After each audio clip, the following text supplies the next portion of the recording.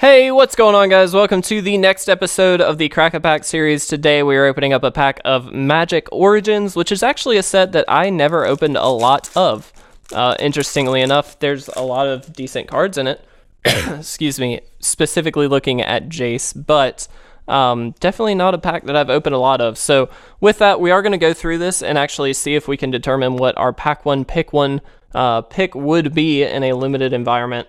So hopefully we'll see some interesting cards and you guys can get a feel for what I think of when I look at a draft. So with that being said, let's get right into it. Act of Treason, 3 casting for a sorcery, gain control of target creature until end of turn, untap it, and it gains haste until end of turn.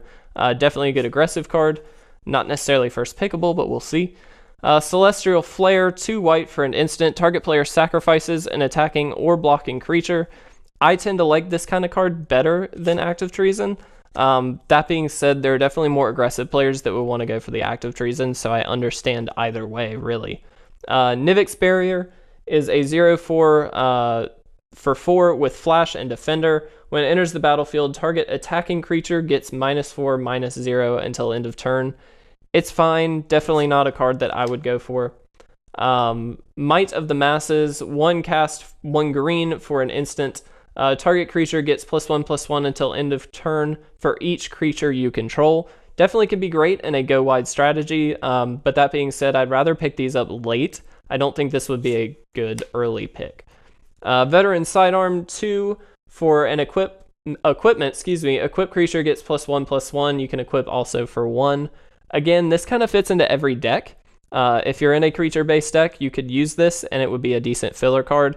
That being said, without having those cards already, I would not want to first pick this by any means. Firefiend Elemental is a 3/2 for 4. It has haste and renown. So when this creature deals combat damage to a player, if it isn't renowned, put a +1/+1 counter on it, and it becomes renowned. This is great top end for a red limited deck. You really want to be getting that damage in and get it buffed as quickly as you can, and haste helps you do that. At 4, it's really sitting at the top of the curve for a red deck, and that seems perfect to me. I think I would want that over the Flare. Undead Servant is a 3/2 for 4. When it enters the battlefield, put a 2/2 black zombie creature token onto the battlefield for each card named Undead Servant in your graveyard. This is the kind of card, especially in Limited, where you can have as many of them as you want, where you can actually get some serious value off of this. That being said, I don't know how good this actually is.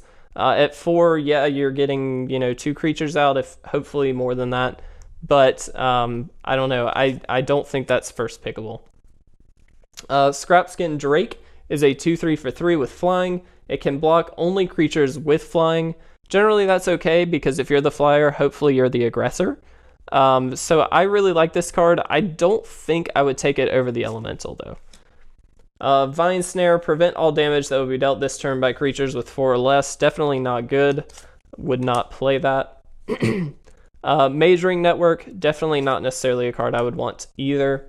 Totem Guide, Heart Beast, is a 2/5 for 5. When it enters the battlefield, you may search your library for an aura card, reveal it, and put it into your hand. Then shuffle your library.